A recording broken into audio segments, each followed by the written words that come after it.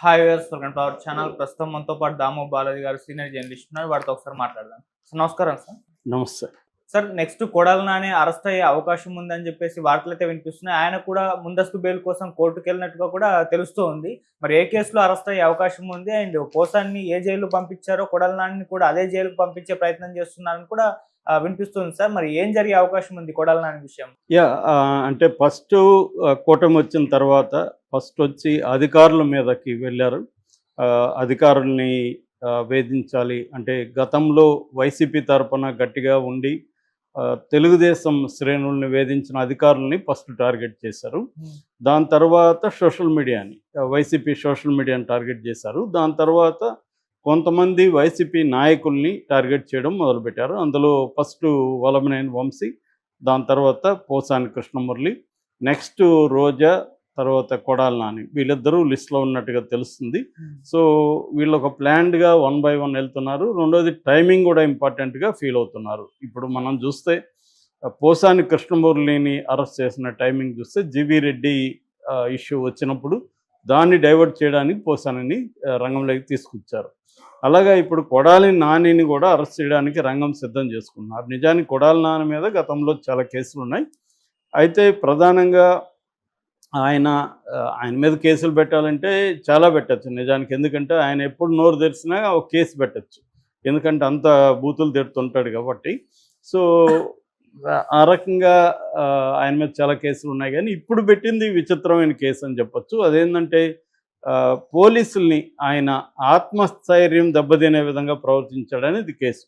So Machilipatnam police స్టేషన్లో పెట్టారు. అంటే పోలీసుల పట్ల అవమానకరంగా బిహేవ్ చేశాడని, ఆత్మస్థైర్యం దెబ్బతినేట్టుగా చేశాడు. ఇది అందరు రాజకీయ నాయకుల మీద పెట్టచ్చు ఈ సెక్షన్. ఎందుకంటే ఎక్కడో చోట పోలీసులకి రాజకీయ నాయకులకి క్లాషెస్ అనేది జరుగుతుంటుంది. ప్రతిపక్షంలో ఉన్నప్పుడు వీళ్ళు ఉద్యమాలు చేస్తారు, పోలీసులు ఆపడానికి ట్రై చేస్తారు, అక్కడ వాగ్వివాదం చోటు చేసుకోవచ్చు, లేకపోతే గొడవలు రావచ్చు, ఇవి జరుగుతూనే ఉంటాయి.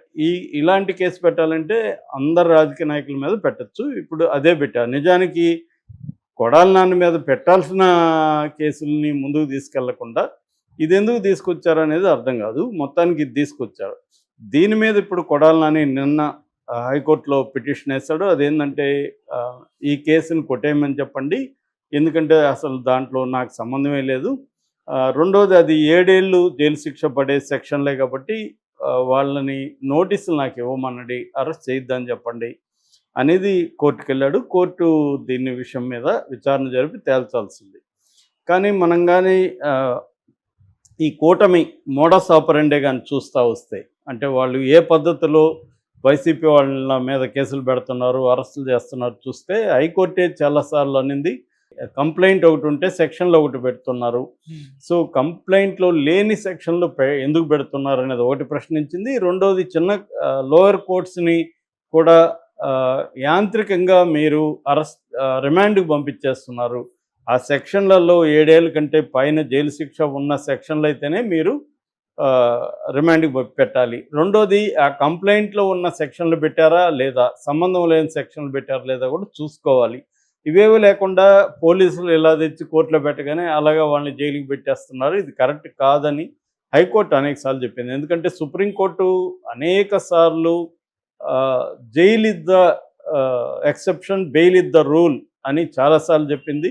7 ఏళ్ళకు పైన ఉంటే మాత్రమే అరెస్టు చేయాలి, 7 ఏళ్ళకు లోపల ఉంటే పోలీసులు అరెస్ట్ చేయకూడదు, నోటీసులు ఇచ్చి విచారించాలి అనేది కూడా చెప్పింది. సో ఒక పక్క ఏంటంటే దీనివల్ల కోర్టులకు కూడా కేసులు ఎక్కువైపోతున్నాయి. ఆల్రెడీ 5 కోట్ల కేసులు పెండింగ్లో ఉన్నాయి. ఒక్క సుప్రీంకోర్టులోనే 55,000 నుంచి 60,000 కేసులు పెండింగ్లో ఉంటాయి. మళ్ళీ ఈ కేసులు రాజకీయ కక్ష సాధింపు వల్ల ఏమవుతుందంటే ఈ కేసులతో నిండిపోతాయి కోర్టులు. దానివల్ల రియల్గా కోర్టుల్లో బాధితులు ఏళ్ల తరబడి ఉంటారు, ఆ కేసులు సాల్వ్ కావట్లేదు. ఇది కూడా మేజర్ ప్రాబ్లం.